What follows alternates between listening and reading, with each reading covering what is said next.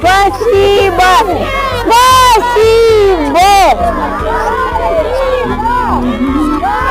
Спасибо! Спасибо!